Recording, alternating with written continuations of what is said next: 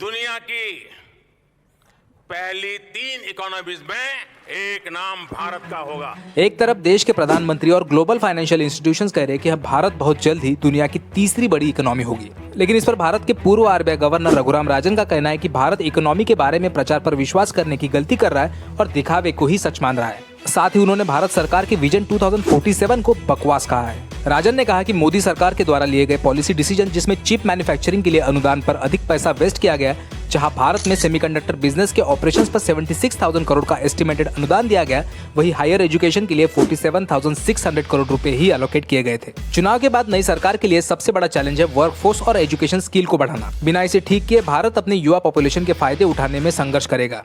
उन्होंने कहा कि देश में 140 करोड़ पॉपुलेशन में अधिकतर लोग 30 साल की उम्र से कम हैं। तो कोविड-19 पैंडेमिक के बाद भारतीय स्कूल के बच्चों की लर्निंग एबिलिटी में बड़ी गिरावट आई है। इस वजह से भारत में लिटरेसी रेट ये वियतनाम जैसे अदर एशियन कंट्रीज के मुकाबले कम है। इन सारे रीजंस की वजह से भारत में ह्यूमन कैपिटल की कमी दशकों तक रहेगी। दोस्तों, आप सबकी इस पर क्या राय है कि भारत ग्लोबल सुपर पावर होगा या नहीं?